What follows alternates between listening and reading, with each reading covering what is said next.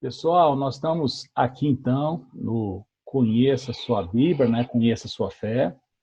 Nós temos o privilégio hoje, né, de nós termos a doutora Inês, e eu não vou falar muito sobre ela, porque na hora que ela começar a falar, né, nós vamos ver que realmente é uma bênção de Deus, né, que nós temos aqui nessa noite, né, foi algo de Deus mesmo, né, porque o tempo foi muito curto, né, para poder articular, e ela ter o espaço na agenda e também ter a disposição de estar conosco. Então, qual que é o tema nosso hoje? Hoje, nosso tema é culto no lar, né? Então, tem um livro, né, que foi escrito, que é uma transcrição de um irmão nosso de uns 300 anos atrás, e uma coisa que chama muita atenção é que não existe uma casa tão pequena, né, que não possa ter ali, né, uma igreja. E a gente vai estar toda a liberdade, né, para a nossa irmã, que é uma idosa, séria, alguns testemunhos que eu ouvi, né, algumas pregações, ministrações muito importantes. Então, nós vamos só fazer uma oração agora, pedindo que Deus esteja abençoando o nosso tempo e que nós possamos sair daqui com o coração bem aquecido, né, com aquilo que nós vamos receber aqui hoje. Todos são Amém. muito bem-vindos, né? Richard, você ora para a gente?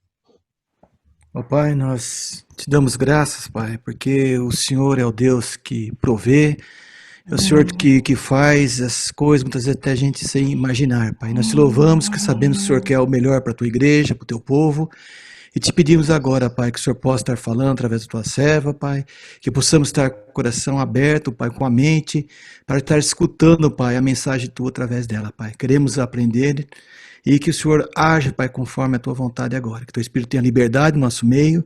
Em nome de Jesus que oramos. Amém, Senhor. Amém. Amém. Amém. Doutor Inês, vai ter pessoas de Uberaba, Uberlândia, São Carlos, né? A senhora está em São Paulo, deve ter outras pessoas aí, né? Então, nós vamos agora fechar os nossos microfones, a senhora tem toda a liberdade, segundo aquilo que Deus colocar, né, no coração da senhora, que a senhora tenha preparado. Tá, Mogi das Cruzes, né, estão falando aqui, ó, podemos esquecer de Mogi das Cruzes, né? E no final, nós vamos fazendo assim, se houver perguntas, pode ir colocando no chat, que a gente vai anotando, e no final a gente coloca isso para doutor Inês.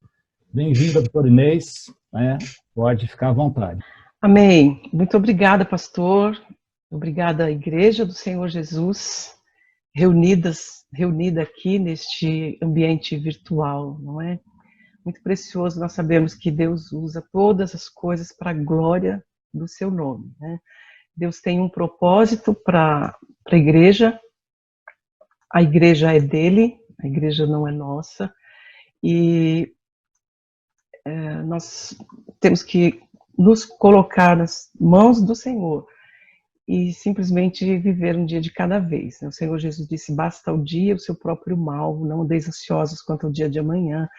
E nem sempre no dia a dia nós vivenciamos esta dependência diária, né? Nós fazemos planos para os dias seguintes, para o mês seguinte, e os nossos planos dão certo, as coisas acontecem conforme planejamos, o voo sai no horário, o congresso acontece, e quando tudo parece fugir do controle, nós nos lembramos um pouco mais de que não sabemos realmente o que vai acontecer no dia de amanhã, nunca sabemos, mas parece que neste período de crise nós temos um pouquinho mais de clareza disso, né? Eu agradeço muito a Paola, o Richard, o pastor, que me convidaram para este momento, e meu coração realmente queima aqui com vontade de dizer muitas coisas. Orei pedindo direção, o foco é o livro, a Igreja do Lar, o que é uma Igreja do Lar, mas é tão importante nós entendermos a seriedade deste livro, no tempo em que foi escrito, no ano 704 a 315 anos atrás, e como é importante agora. E aí, na minha oração, na minha busca de direção, eu acabei tendo esse desejo no meu coração de compartilhar um texto bem antigo de 1 Samuel, para nós chegarmos a compreender um pouquinho mais a necessidade da igreja, e aí chegamos no livro do Matthew Henry. Então eu gostaria de ler com os irmãos alguns versículos do livro de 1 Samuel. 1 Samuel no capítulo 11, do verso 1 a 7. São 7 versos que nos ajudam a entender o contexto do chamamento de uma criança, o contexto político, o contexto espiritual, no qual Samuel, na verdade não é o chamamento dele aqui, né? Aqui a gente está falando já de um período em que Saul já foi ungido por Samuel, e Saul vai ser identificado, aceito, reconhecido como rei a partir de uma guerra que acontece no contexto iniciado aqui por relatado nesses versículos, mas esse texto não está assim tão longe do momento em que Samuel foi chamado. Se voltarmos para os capítulos 1, 2, 3, 4, 5 de 1 Samuel, nós vamos perceber que a situação era muito parecida com essa que está aqui.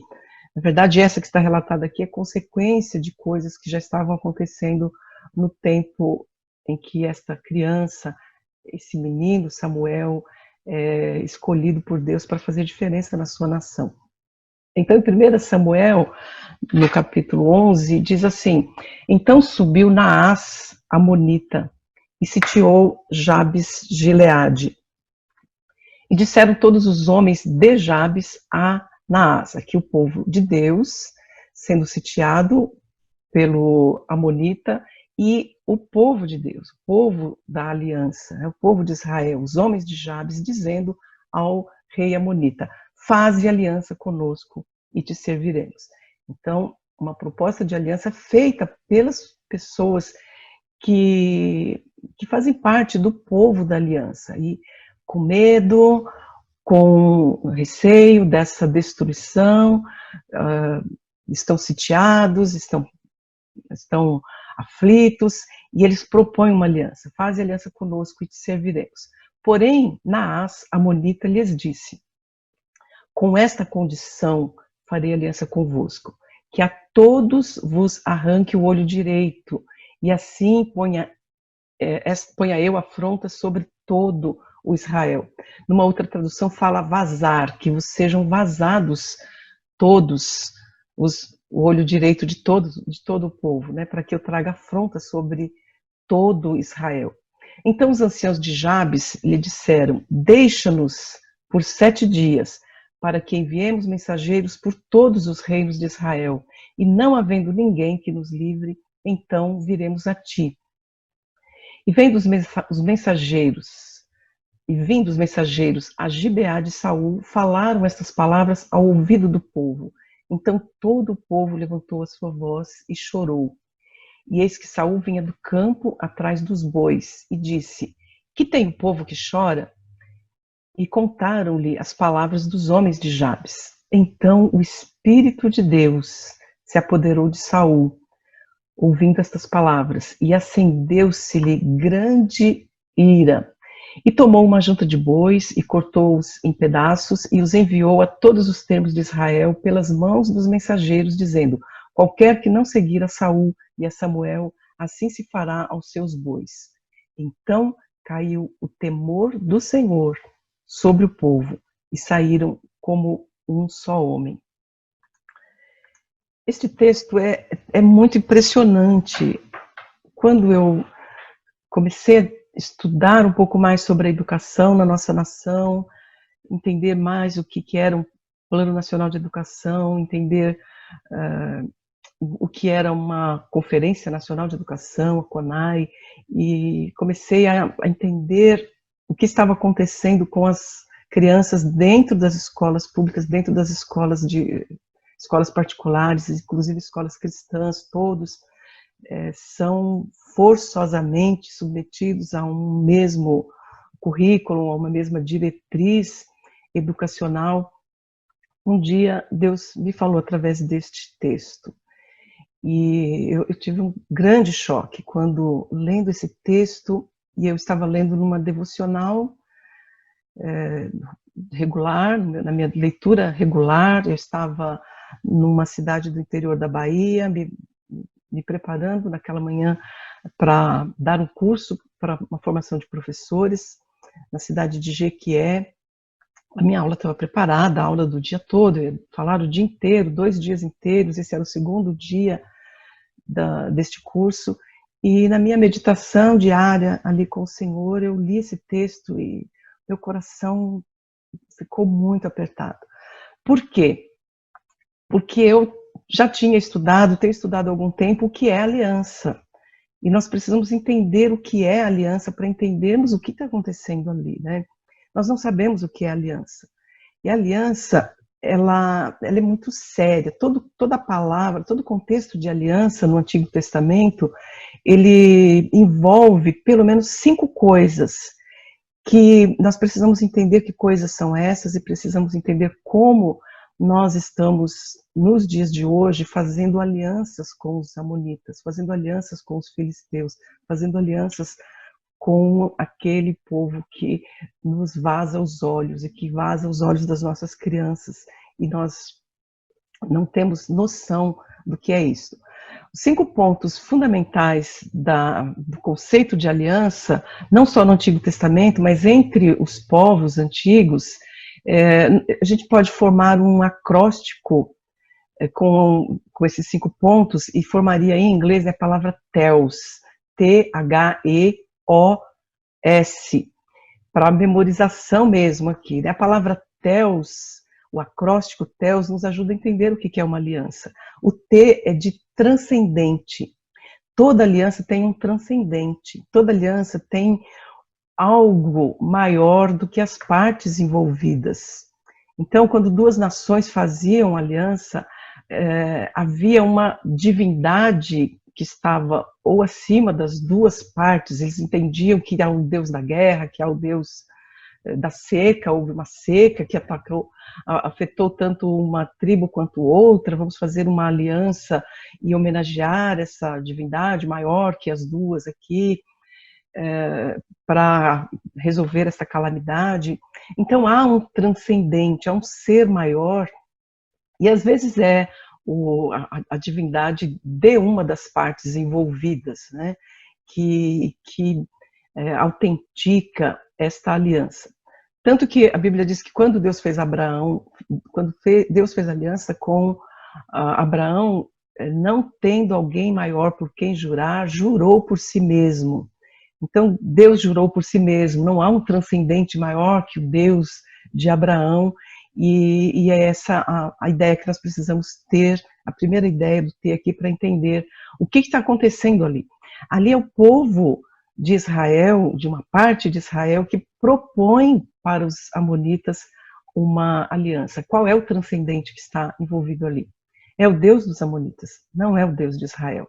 Eles estão dizendo, o nosso Deus não nos livrou, faz aliança conosco e te serviremos. Então, quando eles propõem, eles estão abrindo mão da aliança com o Senhor Deus, eles estão fazendo aliança tendo um outro transcendente, uma outra divindade como transcendente. E a resposta é, nós faremos, com a condição de vos serem vazados os olhos direitos. Então, nós precisamos entender outro ponto desses 5 itens, né, para entender o que significa esse vazar os olhos. O segundo ponto do THEOS, o H, é a hierarquia. Em toda aliança tem um transcendente, em toda aliança tem uma hierarquia. E a hierarquia define quem é que estabelece as normas, quem está acima, é aquela parte mais poderosa da aliança. Às vezes é quem propõe, se vocês não quiserem morrer, eu proponho uma aliança. E às vezes é aquele que aceita a aliança, mas com as condições dele, né? Então o povo está propondo para não morrer, e os amonitas, eles estão numa posição privilegiada na hierarquia. E o terceiro ponto, o E, é a ética. Quem está no lugar privilegiado da hierarquia estabelece a ética da aliança. A ética são os comportamentos exigidos das pessoas. Então faz parte da ética da aliança que está sendo proposta vazarem os olhos. Não será num combate de guerra, não será num contexto de guerra em que os filhos, os velhos e todo o povo terá os seus olhos direito vazados. É parte da aliança, é parte da ética da aliança, que os olhos sejam vazados para que eles sirvam. Não basta o servir, não basta ser servos em troca da própria vida. Eles precisam pagar um pouco mais caro, né? Ter os olhos vazados para que todo o Israel seja envergonhado. Além desses 3 pontos, existem as obrigações. Na verdade, a palavra em inglês tem a ver com juramento, né? Os oath, que são as bênçãos e maldições, os ônus, né? Alguma pessoa me disse uma vez, são os ônus, né? Tem a ética, o comportamento, mas tem o ônus. Ai, daquele que não cumprir essa ética, o juramento. Então, maldito é aquele que não cumprir a sua parte, vai acontecer isso, isso. Então, esse ônus, esse juramento que vira uma maldição se a ética da aliança não for cumprida. Então, esse ônus, essa maldição que é feita com juramento mesmo, né? Juro que os seus olhos serão vazados e juramos que os nossos olhos sendo vazados vocês não vão nos matar, e esse juramento, vocês devem jurar que os nossos olhos sendo vazados vocês não vão nos matar. Então esse juramento seria esse O, e o S é sucessão. Toda aliança tinha uma linha sucessória, é para as gerações, é para os filhos e para os filhos dos filhos.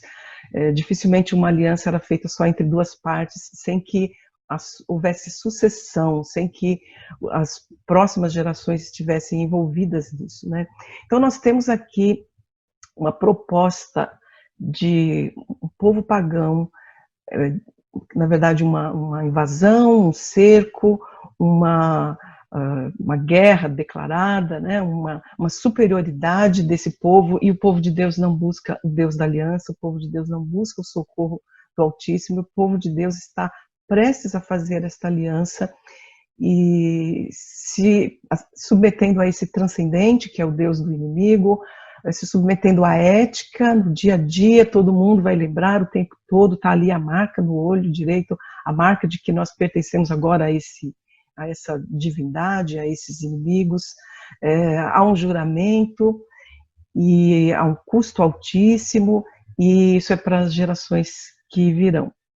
O que acontece é que quando Saul ouve isto, ele fica tomado pelo Espírito Santo. O Espírito Santo vinha sobre as pessoas para cumprirem algumas tarefas específicas. Hoje nós temos o Espírito Santo que habita em nós, e Saul sacrifica os animais, parte os animais e manda um pedaço para cada uma das tribos. Ele está falando novamente em linguagem de aliança. Ele está dizendo, nós somos o povo da aliança com o Deus de Abraão, de Isaac e de Jacó, e ai daquele que não responder a esta convocação da comunidade da aliança. Bom, por que eu estou falando desse texto e não da igreja no lar? Nós vamos chegar na igreja no lar em seguida. É porque a igreja da aliança, a igreja do Senhor Jesus, no século XIX, no século XX, gradativamente, cada vez mais foi se entregando a contextos, fazendo alianças e conchavos com deuses estranhos. Mas está todo mundo na igreja, todo mundo fazendo escola dominical, culto e celebrações, e o MP, e o CP, e adolescentes, etc. Mas e quem é que está educando as nossas crianças? Há uma pressão há 200 anos, de 200 anos para cá, para que o Estado seja o Senhor que dita quem ensina, o que ensina, como ensina, para que ensina. E a igreja foi ficando muito indiferente a isso. Mesmo as igrejas que têm escolas, mesmo as escolas cristãs, as escolas que estão debaixo de um guarda-chuva denominacional, de uma igreja, também essas escolas foram deixando a aliança com o Senhor dos Exércitos e foram permitindo que os olhos das crianças fossem vazados. É por isso que nós não entendemos nada de história do cristianismo, as crianças não aprendem na escola dominical e nos cultinhos a história dos mártires, a história do cristianismo, quantas pessoas morreram, foram para a fogueira, para que nós tivéssemos a Bíblia no nosso idioma, o que custou altíssimo para que tivéssemos liberdade, quanto a palavra de Deus contribuiu para os sistemas de governo representativos no mundo ocidental. É com Moisés, lá em Jetro, que começa a proposta de um governo representativo, ensinar a lei para o povo, para que o povo escolha representantes de 10, de 50, de 100, de 1000, de 10 famílias, 50 famílias. Não é Roma, não é Grécia que propõe isto. 1000 anos antes de Roma e Grécia, é o Senhor, é o povo de Deus que tem um governo constitucional, mas nós não sabemos disso nas igrejas, nós não falamos disso nas nossas escolas dominicais. Os nossos jovens vão para a escola e aprendem evolucionismo, e aprendem que tudo começa na Grécia e Roma, e aprendem que toda liberdade, toda justiça começa com Marx, e a igreja está ali, fazendo as suas devocionais, e a escola dentro de casa, a igreja dentro de casa não acontece, os pais ocupados demais com o trabalho e até com a igreja, e as crianças têm 40 horas por semana de lição na escola e lição de casa, até o tempo que o pai e a mãe estão junto com os filhos dentro de casa, até o tempo que as crianças estariam com os avós, com os tios, que poderiam transmitir o conhecimento da aliança com o Deus dos exércitos. Essas crianças estão ocupadas demais fazendo as suas lições, estão ocupadas demais com outro transcendente, com outra hierarquia, com outra ética, com outros compromissos, com outros juramentos, e as nossas crianças têm sido perdidas, mesmo sendo filhas de pastores e presbíteros e diáconos e professores, etc. É nesse contexto que nós estamos, é nesse contexto que a família, de repente, é aprisionada em casa, e essas famílias precisam fazer o culto doméstico, precisam ler a Bíblia em casa, e as igrejas continuam cometendo alguns erros, no meu ponto de vista aqui. É a igreja que tem que mandar a liçãozinha da escola dominical, é a igreja que tem que mandar a tarefa, a atividade da UCP, a igreja que tem que mandar a tarefa e fazer, e a família continua obedecendo algumas normas educacionais da pedagogia e não da Bíblia. Na Bíblia não tem essa divisão de idades, na Bíblia não está escrito que uma criança de 3, 4, 5 anos não pode ouvir o pastor e compreender o que o pastor está dizendo, e se não compreender, perguntar para o pai, e o pai ter tranquilidade, tempo e clareza para responder para a criança, não na linguagenzinha da criança, porque quem inventou que tem a linguagem da criança e a linguagem do adulto é a pedagogia, a psicologia, não é a palavra de Deus. Paulo diz, quando eu era menino, pensava como menino, agia como menino, mas quando cheguei a ser homem, desisti das coisas de menino. Existe maturidade, existe um desenvolvimento, mas a Bíblia diz que é da Bíblia que o pai deve falar ao deitar, ao levantar, andando pelo caminho. A Bíblia diz que as crianças, assim que saíram do Egito, se nós lermos o capítulo 13 do livro de Êxodo, no capítulo 12 eles estão saindo, no capítulo 13, no comecinho está dizendo, daqui a 1 ano vocês vão sacrificar um cordeiro, e vocês vão fazer isso, isso, isso, e aí tem orientações sobre como deveria ser sacrificado o primogênito. Primogênito não é o bezerro mais velho, né, da casa, mas é o bezerro, a cria mais velha de cada fêmea, é todo aquele que abrir a madre. Então, cada pai de família que tivesse um rebanho, ele teria que sacrificar vários primogênitos dos animais, né? Nasceu, e lá no capítulo 13 de Êxodo está escrito isso, né? Quando teu filho te perguntar o que fazes, você vai dizer, éramos escravos no Egito, Deus feriu o primogênito dos egípcios, por isso eu ofereço ao Senhor todo o primogênito que abre a madre entre os meus animais. Isso é para acontecer com criança de 2, 3 anos, 4 anos, que ele está lá correndo com o pai e vendo o rebanho e vendo as coisas acontecerem, e vai nascer um bezerrinho. Imagina numa situação normal, aí eu vou colocar o nome neste, esse não, esse é primogênito, esse será oferecido ao Senhor. Não é a linguagenzinha da criança, é na linguagem da aliança. É na linguagem da aliança. É Deus nos livrou do Egito, éramos escravos, e a criança deveria estar participando desta historicidade da aliança de Deus com o seu povo, e isso era culto, isso era cultura. A palavra culto e a palavra cultivo e a palavra cultura têm a mesma raiz. Quando nós estamos envolvidos na cultura do mundo, nós estamos cultuando deuses que não tem nada a ver com o Deus da aliança. E a nossa cultura em casa, a nossa cultura na igreja tem tido muito disso, né? De um distanciamento do culto. Tem o culto e depois tem o cinema, depois tem a Disney, né? A gente faz economias e faz um sacrifício e vamos todo mundo para a Disney e passamos horas e horas na fila para adorar um rato, ou não adoramos. O que significa adorar?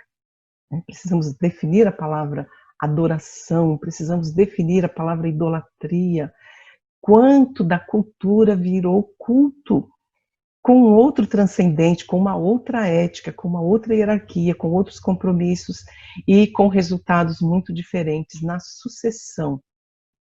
E aí a família está nessa situação terrível, né? O governo manda nos nossos filhos, os filhos dentro de casa, muitos filhos de pais cristãos são absolutamente marxistas, são absolutamente contrários a um princípio bíblico de governo, a orar pelas autoridades, e dentro da igreja nós estamos muito fragmentados, a aliança não está forte, dentro de casa nós estamos fragmentados, a aliança dentro de casa não está consistente.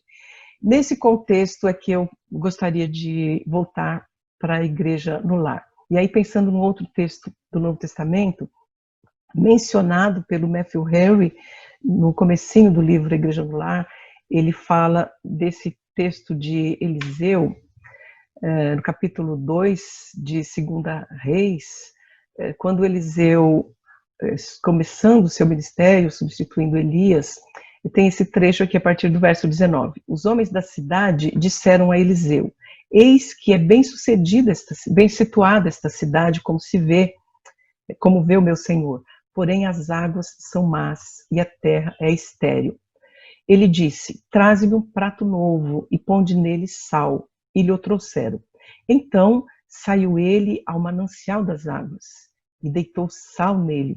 E disse: assim diz o Senhor: tornei saudáveis estas águas, já não procederá de ti morte, nem esterilidade.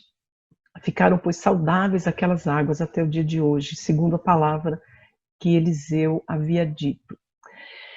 Nós precisamos entender, quando olhamos para essa cultura de corrupção, essa cultura de analfabetismo, as pessoas saem do ensino médio depois de 9 anos, depois de 12 anos de escolarização, ou até saem da faculdade depois de 15 anos, 16 anos de escolarização, e nós temos analfabetos funcionais em todas as áreas, professores analfabetos funcionais, engenheiros, em todas as áreas.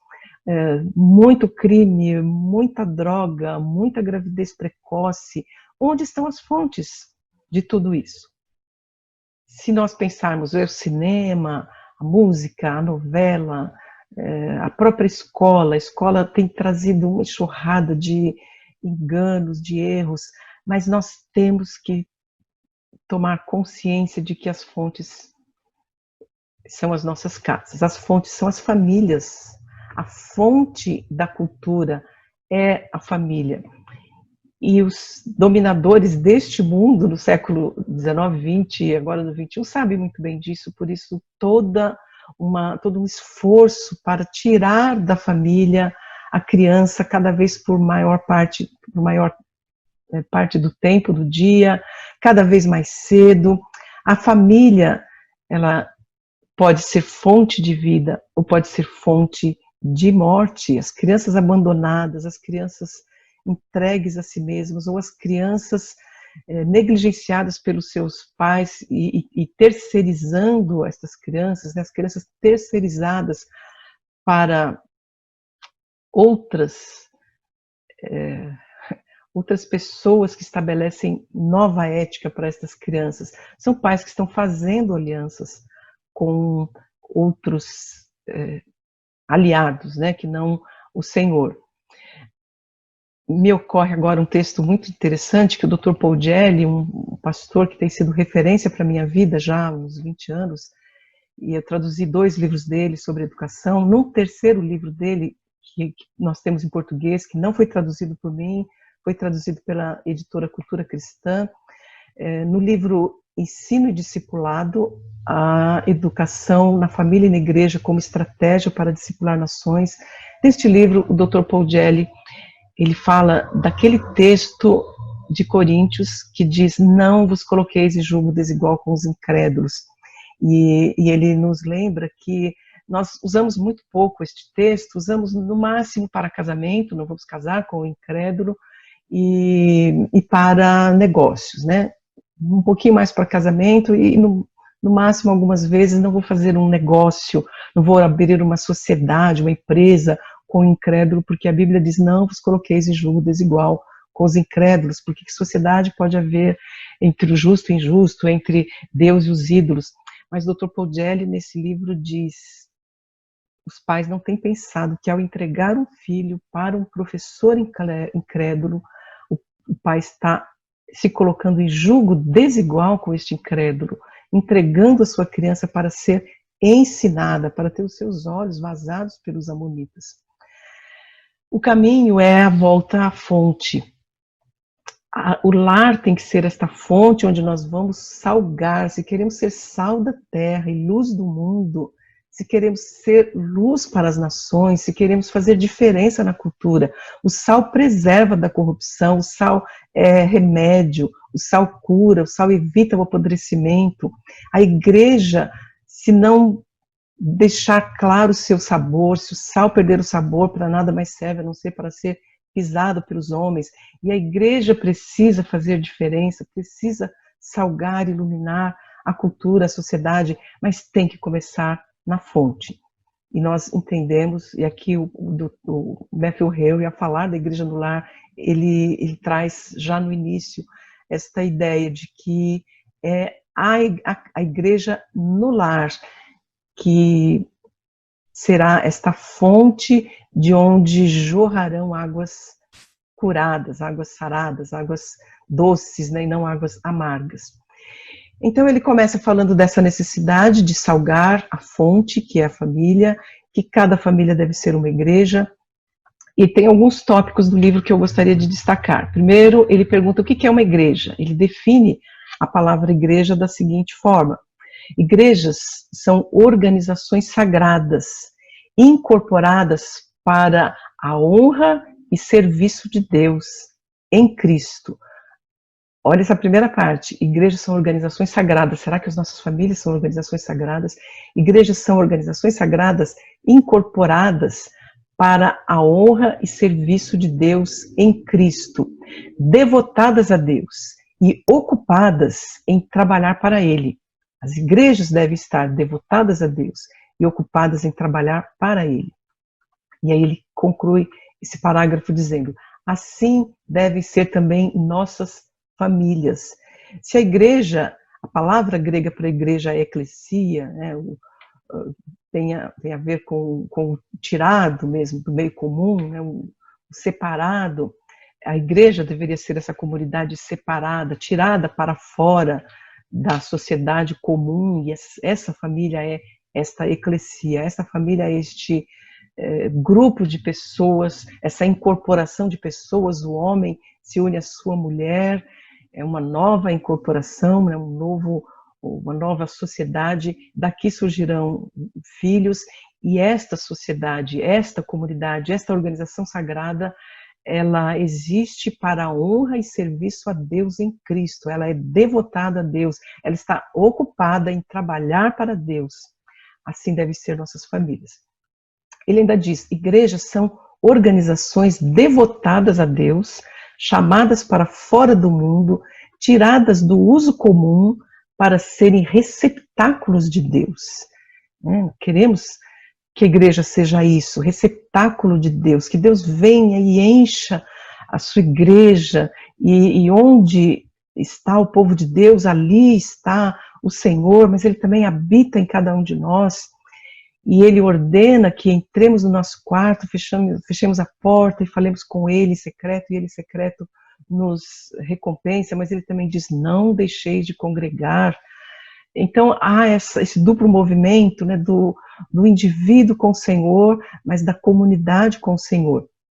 O Senhor separou a igreja para si mesmo, e porque Ele as escolheu, elas também o escolheram e se separaram do mundo para Ele. Assim devem ser as nossas casas, como igrejas, como comunidades escolhidas por Ele, separadas para Ele, devotadas a Ele.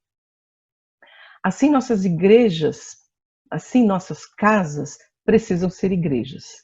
Precisamos oferecer nossas casas, assim como a nós mesmos, ao Senhor, para ser para Ele um nome e um povo. Todo o interesse que temos, seja em nossos relacionamentos, em nossas posses, deve ser consagrado a Deus, assim como perante a lei, tudo o que o servo tem é do seu Senhor. Ele coloca até no passado isso, né? No passado, dentro de uma condição de servidão, o servo não tinha posses alguma. Tudo que o servo tinha era para sempre do seu dono. São essas as palavras que estão no livro. Portanto, nossa casa, os nossos móveis, o nosso tempo de lazer, nosso tempo de estudo, tudo isso, em última instância, é do nosso Senhor, somos seus servos. Como é que podemos querer ter algo na nossa família que não esteja consagrado ao Senhor? Igrejas são organizações dedicadas ao trabalho de Deus. Nós vamos trabalhar para Deus, fazendo a comida, lavando a louça, e precisamos entender que todas as coisas são originárias dele, né? Vêm dele, existem por meio dele, existem para ele. Mas se todas as coisas são dele, como é que podemos dizer que não temos tempo para nos assentarmos em família com ele, para aprendermos a ouvi-lo, para levarmos a ele as nossas petições, né? Só a nossa correria, o nosso dia a dia, ele quer mais, ele quer tudo. Nós temos que entender que a igreja se reúne em momentos específicos para adoração, para o aprendizado, para compartilhamento. A família é esse tipo de igreja que requer essa separação regular. Aí o Matthew Henry, ele estabelece, para que nós continuemos a entender o pensamento dele, ele identifica 3 características da igreja. Quais são as 3 características de qualquer igreja? Doutrina, adoração e disciplina. Toda igreja tem um corpo doutrinário e tem uma forma de adoração e tem uma forma de disciplina, de organização dos seus membros, né? Ele diz a família precisa ter doutrina, adoração e disciplina.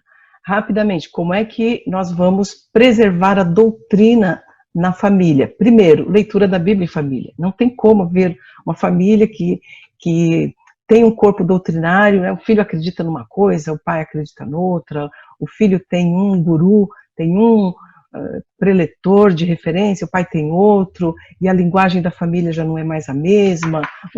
Não, façamos a leitura da Bíblia em família, discutamos em família para preservar a doutrina familiar.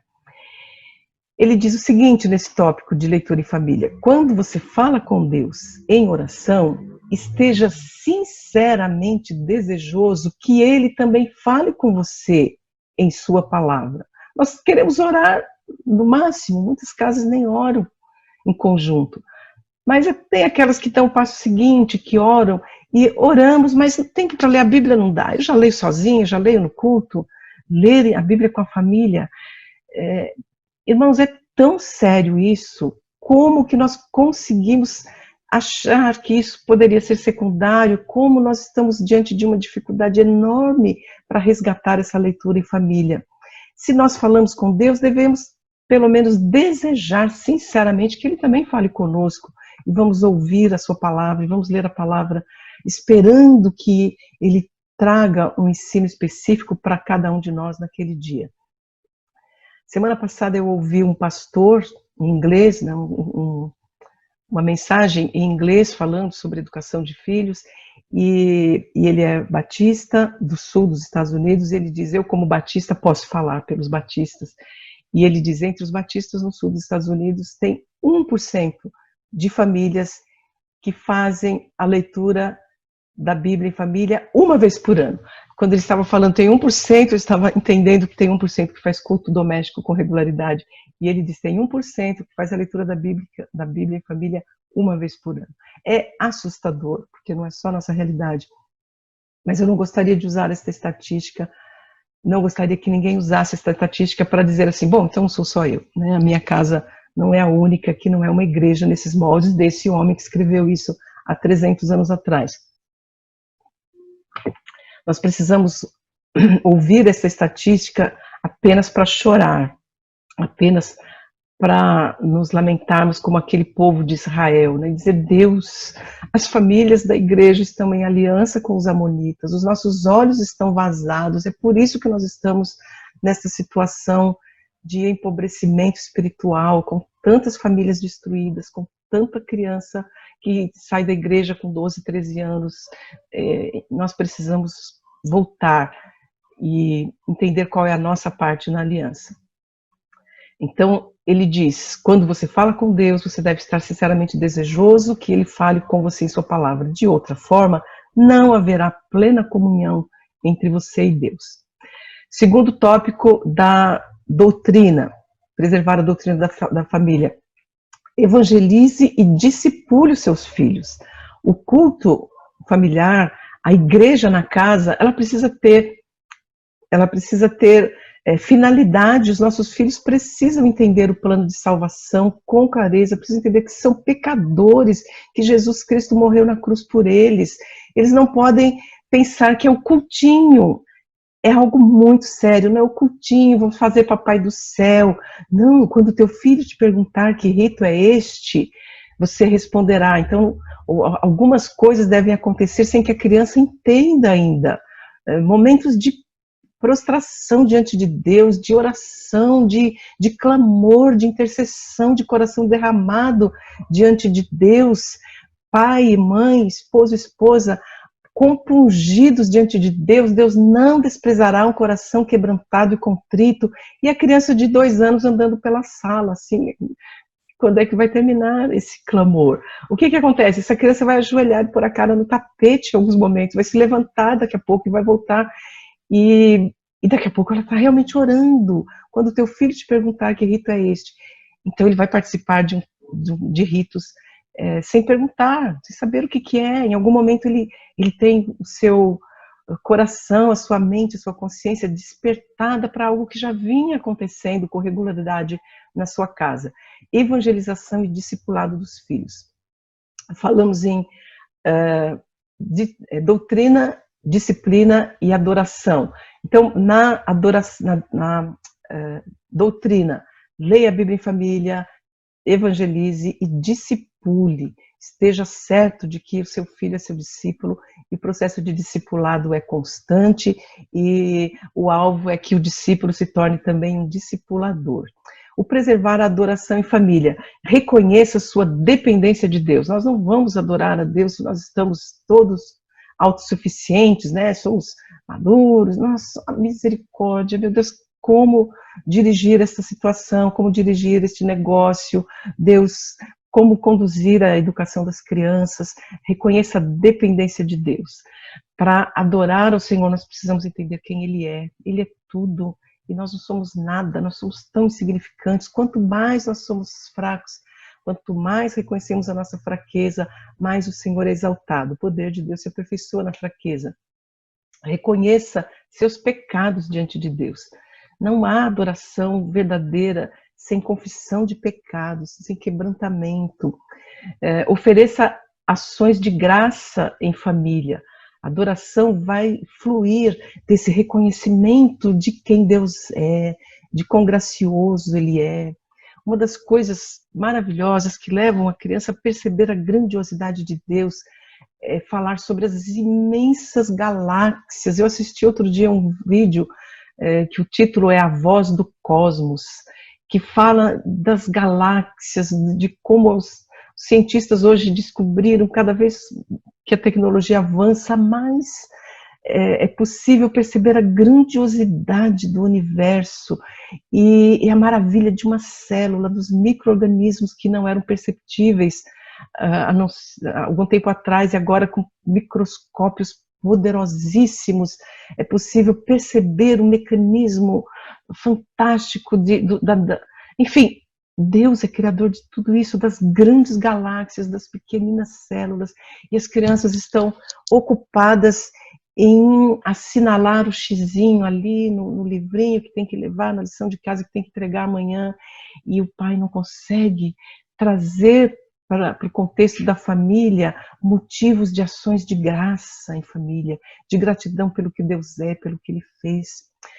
Leve ao Senhor as súplicas familiares, os problemas existem, todos têm, vamos orar, vamos trazer diante de Deus a saúde de um, a necessidade de comprar e de pagar e de resolver um negócio, vamos trazer para o culto familiar as súplicas familiares, vamos orar pelos avós, pelos tios, pelos parentes que estão em outras cidades, intercedam pelos outros em família. Tem outras famílias sofrendo, hoje mais do que nunca nesse contexto de pandemia, nesse contexto de enclausuramento, nós precisamos orar uns pelos outros, e as crianças pequenas devem entender que existem outras pessoas passando necessidade, que existem autoridades em conflito, que as autoridades não estão se entendendo, que nós precisamos orar pelos cientistas, precisamos orar pelos médicos, intercedam pelos outros em família. Doutrina, adoração e disciplina. Como preservar a disciplina familiar? Encorajem apenas o que é bom. As crianças, não haverá disciplina numa família que é uma igreja, se cada criança pode assistir o que quer, se tanto faz ler a Bíblia ou ler um gibi, o importante é que leia para desenvolver o vocabulário. Não, tem leituras péssimas, tem leituras diabólicas, tem leituras pervertedoras, vão perverter o caráter, e tem leituras boas. Paulo diz, tudo que é bom, tudo que é justo, tudo que é verdadeiro, se alguma virtude há, se algum louvor existe, seja isto que ocupe o vosso pensamento. Qual o problema de assistir uma série? Bom, vários, né? Primeiro que no tempo daquela série você não consegue recuperar, você não consegue multiplicar o seu tempo, né? Eu uso esse tempo aqui, depois eu fabrico mais 2, 3 horas e acumulo as minhas 24. Não, tempo é tempo. O tempo gasto com uma coisa não pode ser gasto com outra. Então, não tem tempo para a Bíblia, mas tem tempo para a série, tem tempo para muito cuidado com o que está sendo trazido para dentro da casa. A casa é uma igreja, o Senhor habita ali, o Senhor está sentado ali do lado de vocês no sofá. Encorajem o que é bom, a ver o que é bom, a ler o que é bom, a ouvir o que é bom, a falar o que é bom. Desencorajem a prática do mal. São esses 2 tópicos que o Matthew Henry coloca ao enfatizar a disciplina familiar. Caminhando para o final, tem outras coisas importantes no livro, mas ele apresenta algumas razões pelas quais os lares devem ser transformados em pequenas igrejas. Uma razão pela qual o lar deve ser transformado em pequena igreja: na casa que é uma igreja, ali Deus habita. Essa é uma grande razão para que a minha casa seja uma igreja. Eu quero que Deus habite aqui. Eu conversei com um senhor há alguns anos atrás que marcou profundamente a minha vida. Eu ouvi poucas vezes, e ele tinha mais de 30 anos já de conversão quando eu o conheci, e no dia que eu o conheci foi um contexto bem intenso nos Estados Unidos, numa instituição que eu estava visitando para fazer pesquisas. Almocei com este senhor, ele me levou para visitar as instalações de uma universidade, da Liberty University. Então foi muita conversa, bastante tempo, pude ver muito do coração deste homem. E ele disse que ele tinha sido um marxista militante, assim, de carteirinha, de aprender coisas ali na base. E ele disse que uma das coisas que ele tinha aprendido era que ele não deveria ensinar o filho dele a chamá-lo de pai, porque ele não estava criando um filho, ele estava criando um camarada. E ele conheceu Jesus quando ele tinha um filho com 3 anos de idade. E ele disse que nesse contato com o Evangelho, no dia que ele conheceu Jesus, no dia que ele entendeu o plano de salvação, ele voltou para casa e ele começou a jogar livros fora, começou a organizar a vida, organizar a casa, e compungido, contrito, com o coração quebrantado por Deus. E no final do dia, ao colocar o menininho de 3 anos para dormir, ele disse: precisamos consertar alguns estragos que já foram feitos na vida do nosso filho, mesmo com 3 anos de idade. E no dia da conversão, este homem chegou para o menino, junto com a esposa, e ele disse assim: já não somos mais 3 pessoas nesta casa, agora tem mais uma pessoa vivendo aqui com a gente. E o menininho de 3 anos disse: oh, cadê? Onde é que está?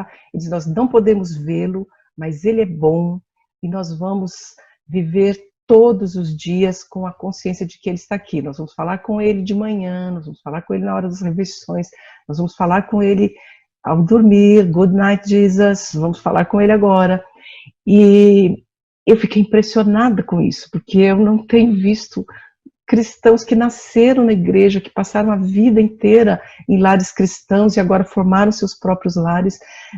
Não tenho visto muitas pessoas tendo esta percepção de que Jesus está nas nossas casas.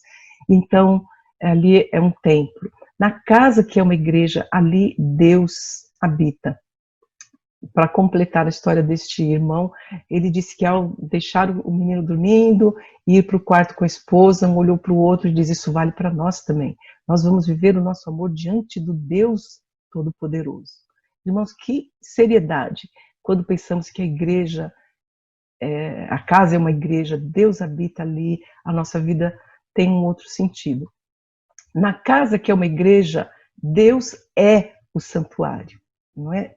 A minha casa, que agora eu vou adornar como se fosse igreja, eu vou adornar como se fosse igreja, mas Deus é o santuário, Deus habita aqui, Deus está em todos os cantos, e no meu coração, e no coração do outro, no coração do outro membro da família. E aí, aqui uma outra razão para que a casa seja uma igreja, uma razão muito séria. Ele diz, Matthew Henry diz: na casa que não é uma igreja, é esperado que ali Satanás tenha um assento. Ele pode não ter um trono, mas se a casa não é uma igreja, se a casa é um amontoado de pessoas que são crentes e que a igreja está lá fora, aqui em casa que é casa, que eu decido o que eu assisto, o que eu falo, o que eu como, que hora que é perigoso que ali Satanás tenha um trono, é o que diz o nosso irmão lá do passado.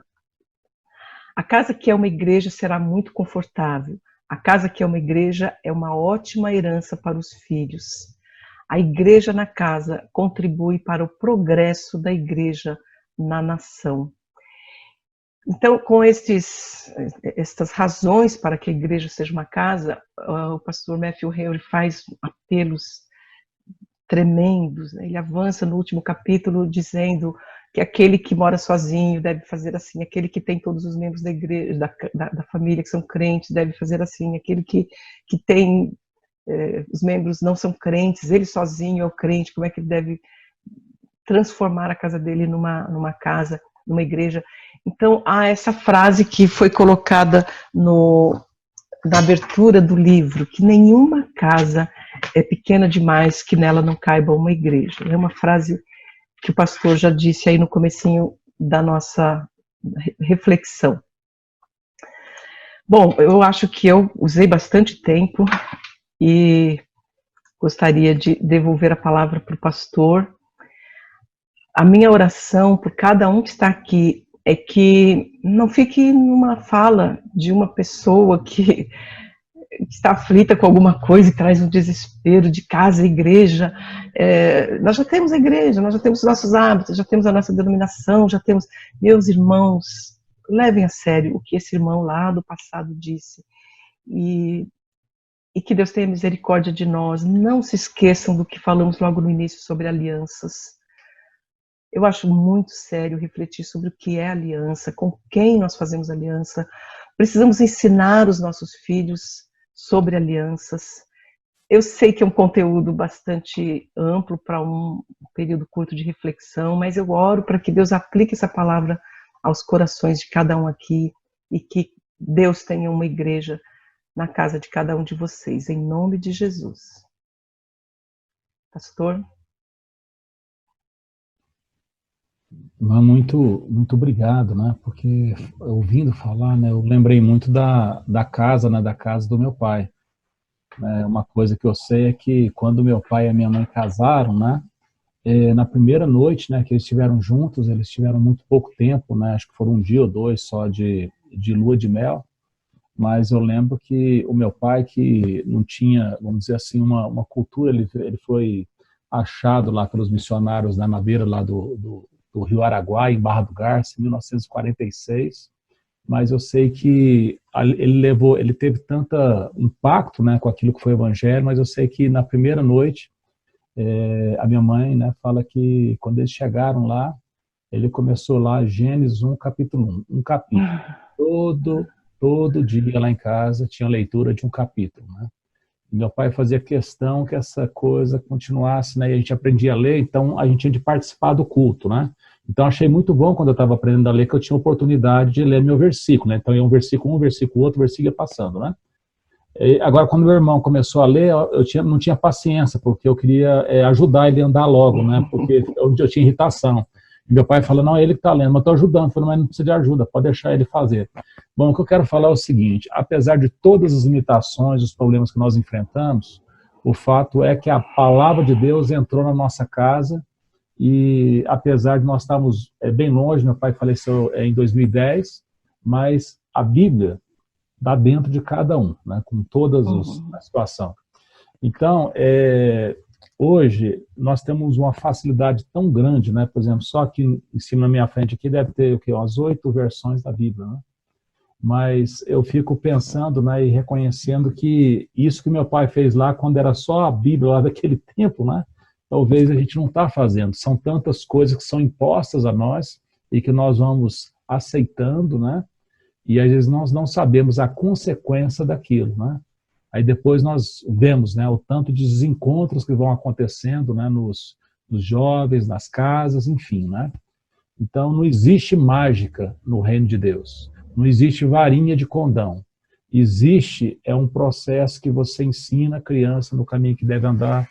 E essa palavra que hoje ordeno estará com você na tua boca, no teu coração, e dela você falará, assentado em tua casa, andando pelo caminho, ao deitar, ao levantar, você vai amarrar, colocar no pulso, vai amarrar na testa, né? Vai pregar na porta, né? Ou seja, nós precisamos ser encharcados, né, dessa palavra, porque essa palavra caindo no nosso coração, né, a boca fala do que está cheio o coração. Aí quando começar a falar, o que vai falar é o que tem no coração. Agora, se não semear nada, não quer dizer que vai ficar sem nada, né? Mas quer dizer que é aquilo que nós vamos ter, né, não vai ser...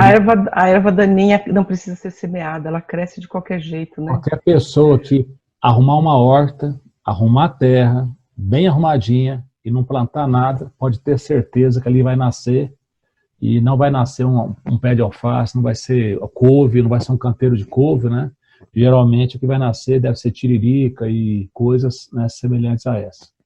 E a palavra de Deus fala lá que no lugar onde havia uma planta ruim, ele vai ter uma planta nova. Mas como é que sai isso? É que a palavra de Deus, né, ela vem como a neve, como a água, ela cai, rega a terra e não volta para Deus sem que produza, né, semente para aquele que come. Né, e que, então, esse é um processo, né? Isso não é uma coisa mágica. Né? Então, o aprendizado, né? Porque nós temos tantos analfabetos funcionais, é porque não é o gosto do aprendizado. Né? Eu fui muito impactado, que eu fui um aluno medíocre, né, até a 8ª série. Mas no primeiro ano colegial eu tive uma mudança drástica. E o que aconteceu? Eu cheguei numa escola católica, a escola Dom Bosco, e ali tinha um padre chamado Padre Francisco Agraita. Mas aquele sujeito era tão sério naquilo que fazia, né? E ele fazia questão da gente não ser superficial, da gente aprender. Ele falava assim, vocês precisam aprender a aprender. Né? Ele falava aprender a aprender, vocês têm que ser dono do assunto. Né?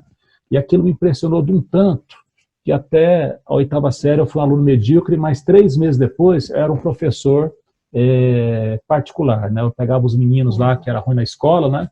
Mas por quê? Qual que era a minha inspiração? Aquele homem, que ele era sério naquilo que fazia, né? E vendo a seriedade, o modelo na vida do meu pai, a condução, né? Porque eu nunca nem vi nem fumaça na conduta, né, do meu pai, como ele conduziu a vida. Então, meu irmão, eu quero falar o seguinte, é muito pertinente, eu quero animar, né, a senhora, agradecer muito, né, da senhora estar compartilhando aqui conosco. É de certeza que isso que foi compartilhado não vai ser vazio, não foi um tempo gasto, eu creio que a senhora investiu um tempo aqui conosco, e eu sei que isso vai dar muitos frutos, né? Amém. São muitos tipos de solo, né? Mas entre os diversos tipos de solo, tem solos que são férteis. São solos que vão produzir a 30, 60 e 100 por 1. Então, eu gostaria desse tempinho que nós temos agora, né, da gente estar atento, né, ao chat, né? Paulo, gostaria de agradecer à irmã, doutora Inês Borges, pela graciosa, né, explanação de Deus. Deus abençoe, né? Amém. Aí tem ainda a Patrícia, na doutora Inês, fiz meu curso, Cosmovisão e Educação, e desde lá tenho acompanhado suas entrevistas, lendo artigos sobre educação cristã no lar, procurando me educar para saber como educar cada vez melhor minha filha, e tenho cada vez mais vontade de educá-la. Em casa, sendo aflorada, a ponto de me sentir chamada para isso, mas tenho medo de não dar conta e prejudicar o futuro da minha filha. Meu coração fica pesado só de pensar o momento em que ela voltará para a escola após a pandemia. O que a senhora recomendaria para que eu me sentisse preparada para assumir esse compromisso com Deus, com minha filha, além de colocar diante de Deus, pedindo que Ele me prepare para isso e me dê a certeza que é isso que Ele quer para as nossas vidas. Doutora Inês. Então, Patrícia, esse é um desafio que muitas famílias estão assumindo, e é uma luta mesmo, né? Nesse período que nós estamos, está tramitando documentos, projetos e leis, e está para ser aprovada esta autorização, esta lei para que os pais eduquem os filhos em casa. Então, pais que já estão educando estão felizes com a lei. Outros, a lei não vai fazer nenhuma diferença porque eles não têm noção do que é essa aliança que foi feita com os incrédulos. E eu sugeriria que procurassem um vídeo na internet. Se quiserem, eu posso mandar para a Paola encaminha por aqui. Mas se a Patrícia fez o curso comigo, ela tem o meu contato. Eu gostaria de compartilhar um vídeo de um pastor que fala sobre isso de uma forma tão radical. Esse pastor Vodi Balkan, ele fala que, pelas estatísticas do homeschooling nos Estados Unidos, qualquer mãe, mesmo algumas que não terminaram high school, educam seus filhos de uma forma melhor que um professor de escola pública hoje. Então, esta percepção de que a escola educa melhor do que a família, ela precisa ser enfrentada. Então, não precisa ser a mãe que fez uma faculdade, fez uma pós-graduação, mestrado, doutorado. E eu acho que essa experiência aqui no Brasil também. Eu só estou citando alguém de lá dos Estados Unidos que tem defendido essa educação na família. Ele disse isso nesta palestra que eu ouvi recentemente, embora é uma gravação antiga. Ele fala que as estatísticas mostram uma família que não tenha sequer terminado high school ensina melhor do que a escola pública. E eu acho que isso serve até para escolas particulares. Muitas escolas particulares estão tendo maior dificuldade para alfabetizar crianças. Eu tenho amigos, professores, e tenho viajado bastante, tenho visto pelo Brasil afora que está se tornando muito natural uma criança de 13, 14 anos, uma criança no 8º ano, no 9º ano, que não sabe ler. Não sabe ler. Por quê? Porque foi utilizado um método equivocado, um método errado. As cartilhas que alfabetizaram milhões de brasileiros foram proibidas em 1998. Então, as crianças têm as apostilas e elas aprendem a decorar palavras inteiras. É chamado método global, o método da palavra toda. Que a criança não sabe a mecânica da formação de uma palavra, ela não aprende o fonema, ela não aprende a relação grafema-fonema, ela não aprende as sílabas, ela aprende a palavra. E ela pensa que está lendo, mas aí ela acha que é chato ler, ela não gosta de ler. Qualquer pai e mãe conscientes do que está acontecendo na educação pública, com alguma ajuda, talvez uns precisem de bastante ajuda, e existe essa ajuda disponível já, os pais não estão sozinhos. Qualquer pai e mãe interessado é capaz de fazer um excelente trabalho dentro de casa. Eu ouvi de uma mãe outro dia dizendo que o homeschooling está salvando 2 gerações, porque ela, a mãe, está aprendendo coisas que ela nunca viu, nem no ginásio, nem na educação, no ensino médio, nem na faculdade. Ela está vendo agora sobre astros, sobre células, coisas simples e maravilhosas que ela consegue aprender e compartilhar com a criança ao mesmo tempo. A irmã Kate, né, ela fala da angústia, né, e ela tem, ela decidiu, né, durante a pandemia, retirar o filho da escola, né, um filho bem pequeno, né, e falou sobre o direcionamento que a Ana Paola, né, deu e que já ajudou. Então, continue orando, né, para que Deus está falando conosco. Não, o Felipe, né, tem falado aqui que aprendi muito com as lives, vídeos e livros da doutora Inês, e louvo a Deus pela vida dela. Eu também louvo muito a Deus pela vida da doutora Inês. Doutora Inês, gratidão por compartilhar conosco tão precioso aprendizado, né, Raquel? Aí a Carol fala que a fala sobre a Bíblia ser ensinada para as crianças como livro sério desde pequenas me tocou bastante. Nós, como educadores, temos mania de infantilizar tudo com a criança, subestimando-a. E a Bíblia é a palavra mais importante em nossa vida. Desde cedo temos de mostrar isso às nossas crianças. Isso me tocou. Aí a Kate, novamente, que precioso esse tempo e conteúdo ministrado com tanto zelo. Obrigado, doutor Inês. Grato a Deus pela sua vida e disposição. Tatiele Fortunato, né? Olá, irmãos, meu nome é Tatiele Fortunato, fui convidada pela irmã Ana Paola para estar aqui. Muito oportuno esse assunto e agradeço a oportunidade de aprender mais com o doutor Inês. Deus abençoe a todos. Raquel, sou diretora de escola pública. Esse depoimento da doutora Inês é verdadeiro. Somos proibidos de alfabetizar pelo método tradicional. É uma triste realidade com resultado desastroso, né? Bom, meus amados irmãos, a Carol, concordo com você, Raquel, estou nessa posição também, né? Então, existe algo que a gente tem de entender e compreender, né? Existe um Deus do século, né, que cegou, né, o entendimento para que não resplandecesse, né, a luz de Deus. E a luz, né, somos nós. Quem segue Jesus Cristo, jamais, Jesus é a luz, e quem o segue jamais andará em trevas. Eu creio que nós escutamos muitas coisas e nós precisamos pedir a Deus sabedoria, né? Se alguém tem necessidade de sabedoria, pedir a Deus sabedoria, que Ele dá a todos, né? E não vai recusar isso a ninguém, desde que a pessoa peça o quê? Com fé. Porque nós estamos vivendo realmente tempos difíceis. Mas é importante, meus amados irmãos, nós pedimos a Deus assim, a sabedoria, a moderação, para que não haja ações assim simplesmente por fazer, mas que nós possamos realmente primeiro nos apresentar diante de Deus, né? Então, os papais, né?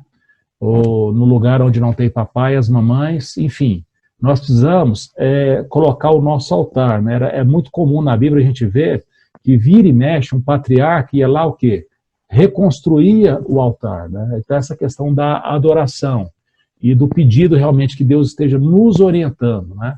E a gente sabe, não houve às vezes um tempo propício, mas a gente pode acompanhar a doutora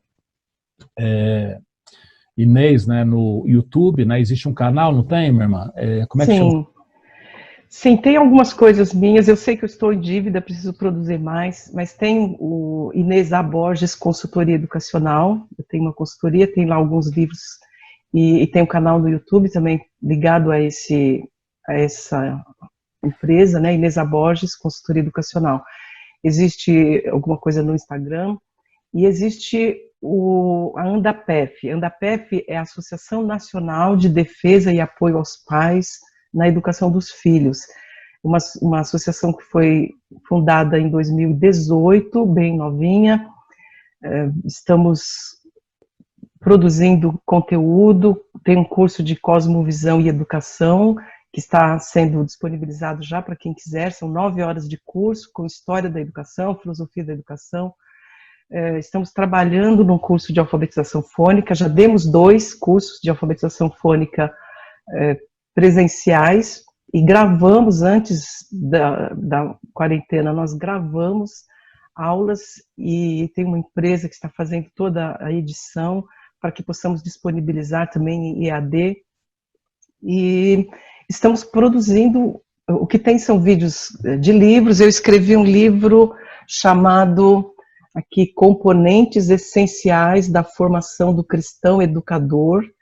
Não é da formação do educador cristão, é a formação do cristão educador. Esse livro está à venda tanto no site da ANDAPEF quanto no site da consultoria. A ANDAPEF agora está fechada, não tem ninguém no escritório, mas a consultoria Inês Borges, consultoria educacional, nós estamos conseguindo postar os livros. Esse livro ele tem direcionamento muito claro para pais e para professores e para pastores sobre quais são esses componentes essenciais da formação de alguém que se sabe responsável por educar as próximas gerações, né? Então, estou fazendo este trabalho que Deus tem posto nas minhas mãos. Eu quero só comentar 2 coisas que o senhor leu, pastor. A fala da Patrícia, dizendo que tem medo de não mandar a criança para a escola e prejudicar o futuro da sua filha ou do seu filho. E a fala da diretora, dizendo, eu sou diretora e nós não podemos utilizar métodos tradicionais. Eu gostaria que a Patrícia e que as mães que têm medo de não prejudicarem, elas colocarem isso diante do altar e terem medo de prejudicarem os seus filhos, não assumindo o chamado de Deus, né, para ensinar em casa. É muito fácil alfabetizar uma criança quando é uma criança, tenro e único diante de sua mãe, como diz Salomão, né? E mesmo com o método certo, uma professora com 30 crianças, ela tem mais dificuldade. Imagine com o método errado. Nós estamos com muitos analfabetos funcionais ensinando. Eu conheço uma pessoa muito próxima de mim que é diretora de uma universidade federal, e ela disse que tem vários professores analfabetos funcionais na universidade, lecionando na universidade de letras, inclusive. Analfabetos funcionais, não consegue explicar com as suas próprias palavras um texto que lê. Enfim, é muito fácil ser aprovado hoje com trabalhos em grupo, com provas de assinalar falso e verdadeiro. As pessoas terminam um curso de graduação sem ter domínio da língua portuguesa e fazem um mestrado e doutorado sem ter domínio da língua portuguesa. E se tornam os professores dos professores. Então não dá para dizer que precisa de muito esforço para ser melhor do que uma escola mediana, de jeito nenhum. Agradeço a diretora que pôde dar a sua contribuição aqui dizendo isso. A minha fala é, mães, pais, acordem, Deus confiou uma herança nas suas mãos. Herança do Senhor são os filhos. Nós vamos prestar contas diante de Deus, da herança que foi colocada nas nossas mãos. Ai de nós se formos negligentes, né? Ai de nós se fizermos tropeçar os nossos filhos. O texto que diz que aquele que fizer tropeçar um desses pequeninos é melhor que seja amarrado uma pedra de moinho ao seu pescoço e lançado no fundo do mar. Irmãos, nós temos que ler a Bíblia e perceber que a Bíblia fala com a gente. Ai de mim se eu fizer tropeçar o meu filho, se eu fizer tropeçar o meu neto. Deus tenha misericórdia de nós, que nos ajude a discernir o que há de se fazer ao menino. Deus, o que é para fazer com esta criança? Por que o Senhor colocou esta criança neste lar, neste momento histórico? Deus ouve, Deus é misericordioso, Deus é compassivo, Deus ama mais o seu filho do que você. Deus ama mais o seu filho do que você. Então peça a Deus sabedoria e graça e saia do comodismo. E alguns, Deus vai ser muito claro, né? Alguns vão continuar, por razões que nós não sabemos, não vamos enumerar aqui, vão continuar mandando seus filhos para as escolas. Aproveitem ao máximo o tempo que tem em casa. Certifique-se de que essa criança sabe ler, lendo a palavra, ensine a criança a ler bem o mais cedo possível para livrá-la da cegueira, de ter os olhos vazados pela ignorância, pelo analfabetismo. Façam o esforço necessário. Esse é o meu apelo para as mães, para os pais, para os avós, para os pastores. Nós precisamos entender que nós vivemos num mundo terrível. O apóstolo Paulo diz para os pais, lá no primeiro século, pais, não provoqueis os vossos filhos a ira, mas criai-os na disciplina e admoestação do Senhor e não de César. Criar o filho na admoestação de César, de acordo com o currículo de César, naquela época, levaria a criança a ser um soldado romano, um membro da sociedade, né, um homem livre, se ele fosse criado de acordo com as normas do império, adorando os deuses do império. Hoje, criar um filho de acordo com as normas do império vai levar a criança a passar no vestibular, ser aprovado no Enem. O que poderia resultar criar o filho na demonstração do Senhor no tempo de Paulo? O que poderia resultar? Nós sabemos que poderia resultar, inclusive, em Coliseu, né? Aqueles que eram educados na disciplina de demonstração do Senhor, muitos deles se tornaram mártires. E Paulo está sendo muito claro, crie na disciplina de demonstração do Senhor. O que é que Deus espera de nós? O que é que Deus espera dos nossos filhos? Nós vamos responder um dia por isso. Amém. Eu gostaria de lembrar também algo que vai pesar ainda mais, né, naquilo que foi dito, né? Porque Jesus orou por nós assim: Pai, não peço que os tires do mundo, mas que os livre do mal. Então, particularmente, eu creio que nós devemos entender que nós estamos no mundo com uma missão. E os nossos filhos, né, como herança de Deus, como galardão de Deus, também têm uma missão.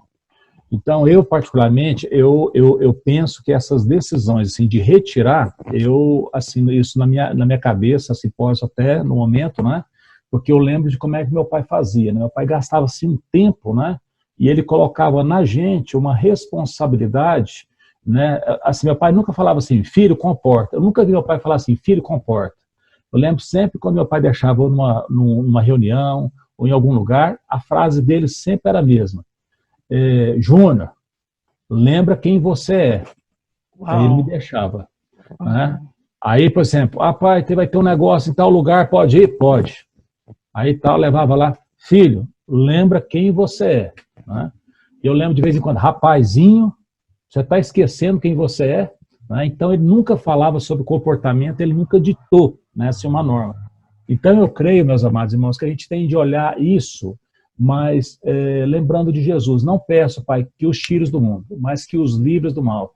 Porque o pai, a mãe, que ensinar o seu filho no caminho que deve andar, de certeza que ele não vai, né, se desviar.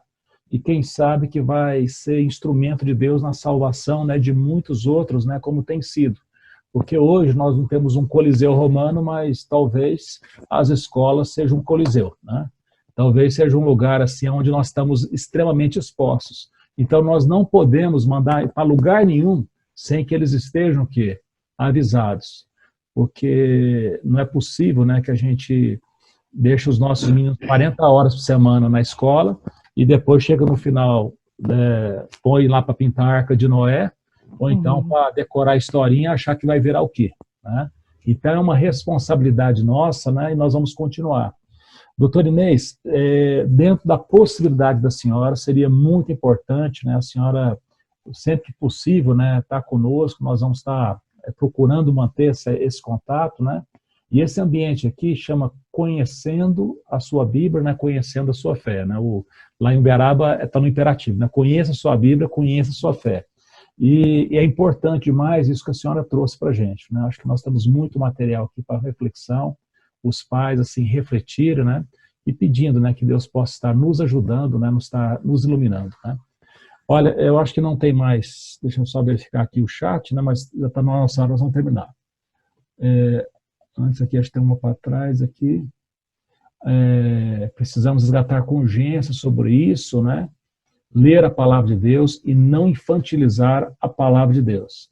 No Conheça a Sua Bíblia lá em Uberaba, até há pouco tempo eu conseguia manter todo mundo junto, né, sem ter salinha para as crianças, né, porque eu acho que se eu estou ali para ensinar, eu tenho que me virar nos 30, né, e tenho que falar a linguagem de todos, né, então a gente tem um convívio, né, conjunto, né, e lá meu pai era assim, eu lembro que a gente ia para a igreja lá, a gente sentava lá na porta e tinha de ver o coral cantar, meu pai pregar, não sei o quê, para o papai e tudo, né?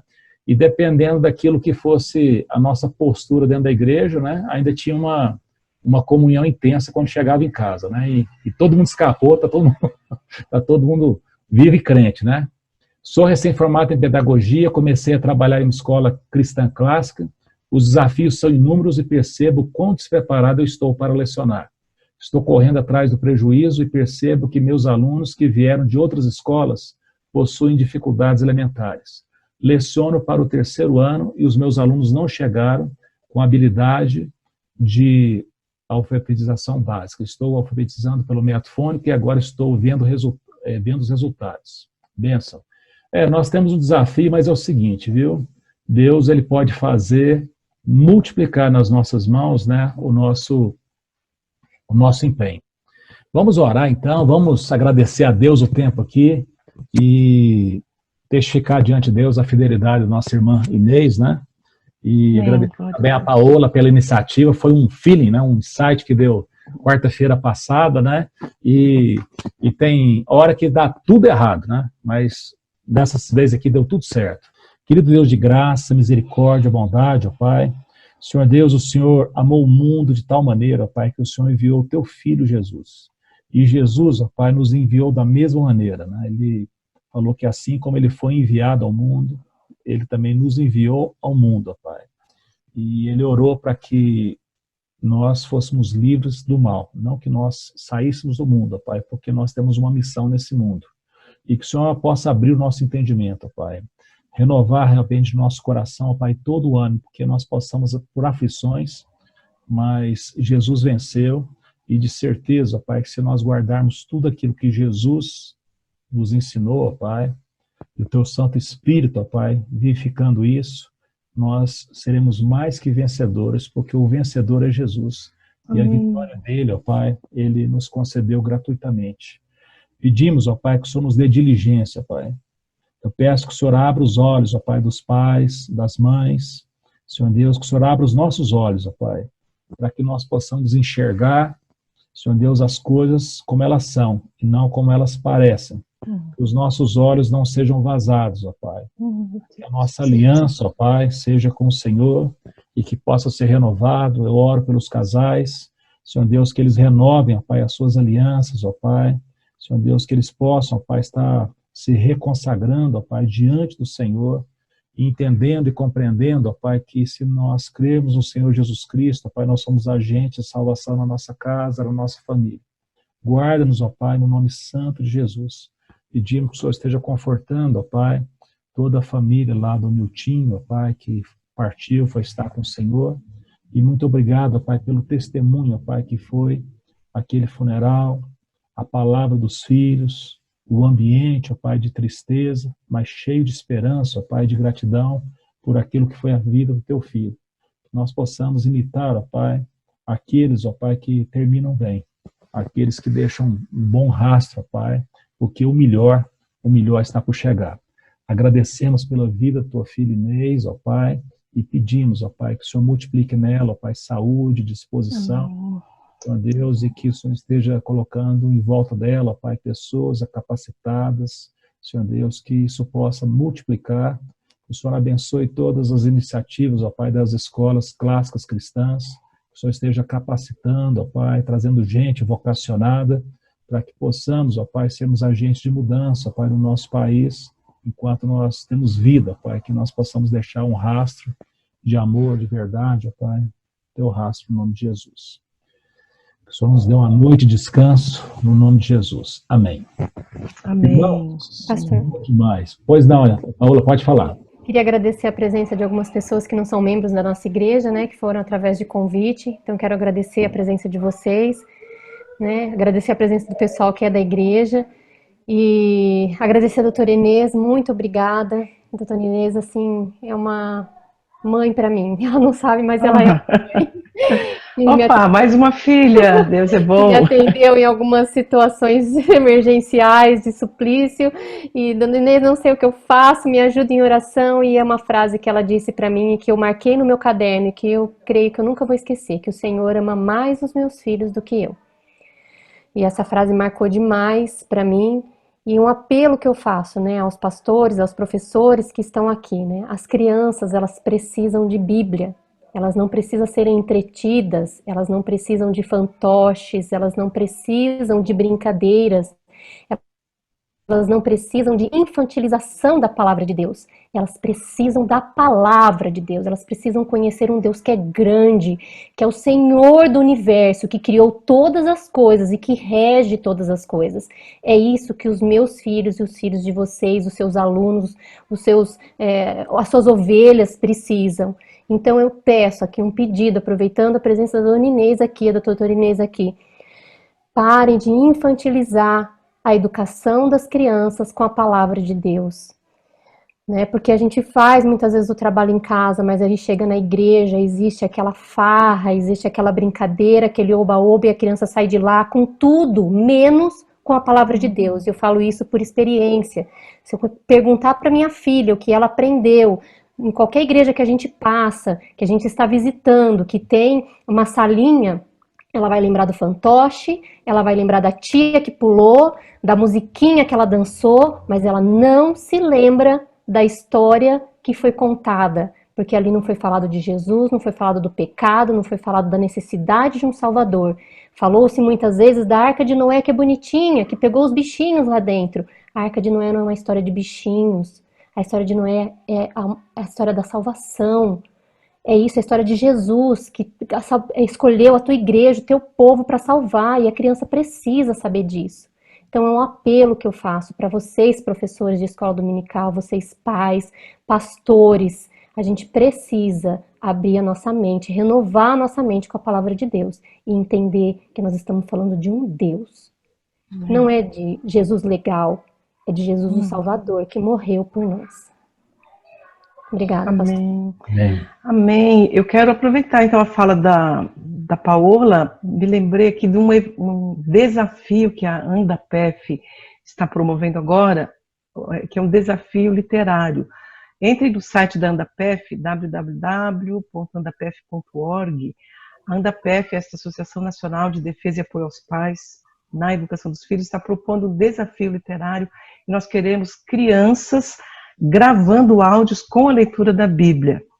O grande desafio é formar um grande audiobook da Bíblia com crianças de 7, 8 anos, a partir da idade que lê, a criança que lê bem, que lê com fluência, ler capítulos da Bíblia, até 15 anos, já está aberta a inscrição, os pais que inscreverem os seus filhos vão receber uma cartilha com orientações, vão receber orientação sobre qual capítulo, por enquanto é possível escolher, porque nós estamos começando, então os pais podem escolher, a criança pode escolher. Participem desse desafio, conto com a Paola, conto com o pastor, conto com o Felipe, o pessoal que ainda está por aqui, para entrar lá e talvez divulgar isso com outros pais, outras famílias que tenham crianças, porque vai ser muito precioso ouvir a leitura bíblica feita por uma criança, vai inspirar outras crianças, vai inspirar adultos também. Amém. Bom, que Deus nos dê uma boa noite, né, uma bênção, né, e quem aqui já tem os compromissos, né, mas nós estamos todas as quartas-feiras, né, aqui, né, no Conheça, né, Conhecendo a Sua Bíblia, nesse mês, a família, né, a luz, né, da Escritura, né, e foi muito bom, né, o tempo que nós tivemos aqui hoje. Que Deus abençoe, né, a graça, né, de Jesus, o amor de Deus o Pai e a comunhão do Espírito seja com todos. Amém? Amém, amém. Obrigada pela oportunidade. Obrigada. Deus abençoe vocês.